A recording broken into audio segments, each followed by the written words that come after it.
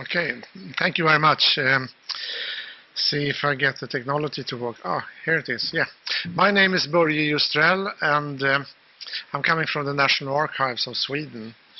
And I'm the coordinator and also the project manager of this project. PREFORMA, Preservation Formats for Cultural Information's e-archives. The interest that the National Archives have in this kind of projects, we are partners in a number of projects, is of course cultural information, but also actually e-archives, because normally the archival institutions are also engaged in e-archiving. So we have two legs to stand on, and in this project we are using the leg for culture heritage information. Today I will start to give you an overview on the agenda. You have it in your paper, also in the folder, but we can see if there's something. Talk about the invitation to bilateral meetings, and also as introduction to PREFORMA. So that is what you will hear from me. Starting with the agenda, starting with me, and after me you will hear Bert Lemmens from PACT. He will talk about the presentation of the tender. That is one of the main things, I suppose, here. And mostly he will also show you or talk about the challenge brief that we has a part of the tender. We will talk a little about also the website, the help desk, etc. And that will be Antonella Fresa, whose name is not on the schedule here, but she will be standing here and talking to you. We will have a coffee break around 11. The coffee will be served outside. If someone are looking for the men's room and the ladies' room, it's just in that direction to the left. I saw someone like me was walking around and looking for them.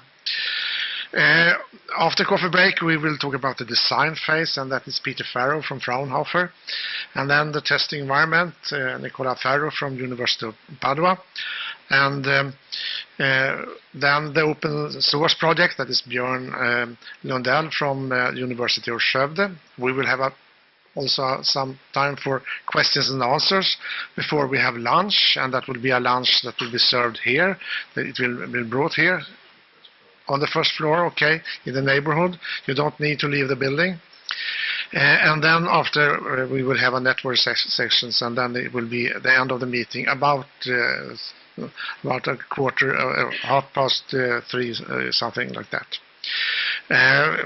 We will see if we manage to keep the schedule, but it's not important. The important for us is that you, as suppliers or coming suppliers, will get the information you want, actually. That is the goal for this meeting today.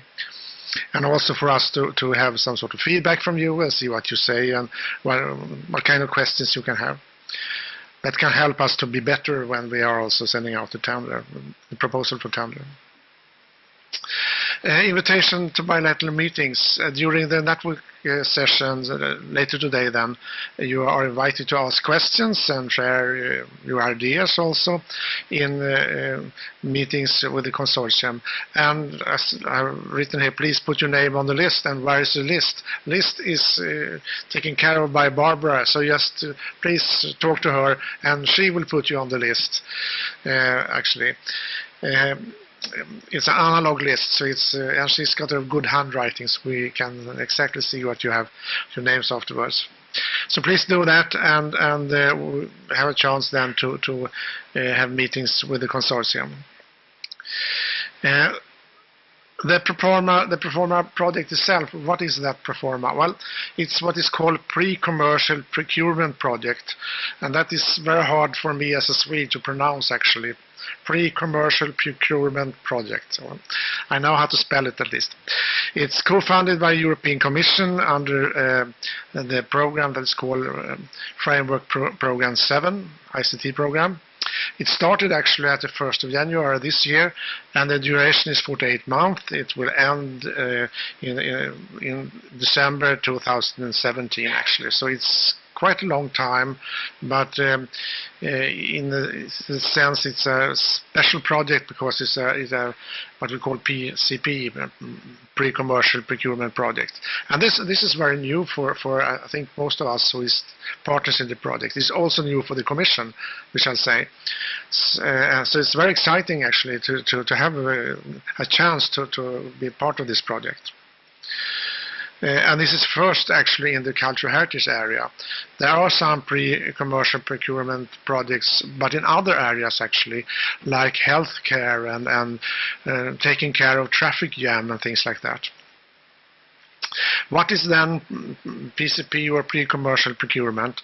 It's what is called a competition-like procurement method, which enables in the first place the public sector bodies then to engage with businesses, and they should of course be innovative, which I suppose that you are who are visiting in this meeting, and it could also be other interested parties in development of projects to arrive in solutions that address specific public sector challenges and needs. And in this case here we are talking about the cultural heritage sector then. And these innovative solutions are created through a phased procurement of development contracts to reduce the risk. And as I said, this is the first time we have it in the cultural heritage area. So we are actually pioneers in that sense. It's becoming more and more common within the public sectors in Europe, in the European Union, to use PCP. And in Sweden, where I come from, them, the PCP are not just carried out by governmental agencies, but also by municipalities and also other innovative centers who are working in networks, etc. So it's there, and it's new, and for us it's very new.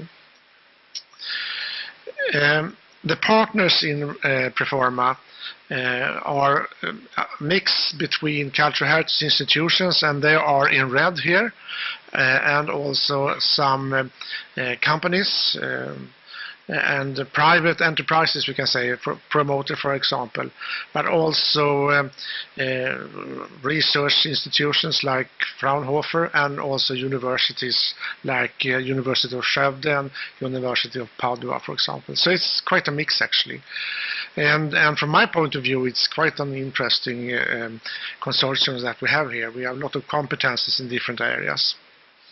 And we know what we are talking about when we talk about the problems that we have that we would like to solve. The concepts then is that we as member institutions in the cultural heritage area, we are facing what we call here increasing transfers of electronic documents and other media content for long-term preservation. And that's one of the effects of the rapidly growing amount of digital information worldwide.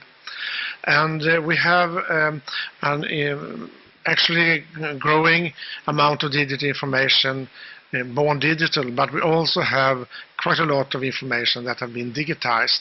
That means that it has been taken by scanning, for example, into a digital world from being analog.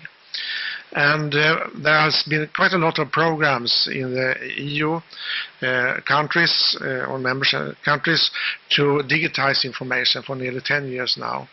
And in the cultural heritage area, we are in the situation actually that there's a lot of information there, but we have problems, of course, to take care of it. As it says, here's a number of challenges when assessing the quality of electronic documents, also of media contents, to see if they are good enough to ensure long-term accessibility and usability. Normally, people working in preservation are inspired or are using or built on the ISO standards, as we call the OS model. And transfers and preservation are built then in what is called information packages, which contains both data and metadata. And I suppose you are familiar, or at least have heard about this standard and the OS model, because it has been used both in the archives and library and the museum world actually for the last year. And when it comes to metadata, it's normally stored in XML, and it's also specified in different schemas. And all these schemas are normally controlled by the community of professionals themselves, because they are working in different international organizations and have actually a control of the metadata. The problem from our point of view in the cultural heritage institutions are the data contents, because it's normally stored in specific file formats, could be for documents, for images, for sound and video, etc. And these files are usually produced by software from different vendors all over the world, actually.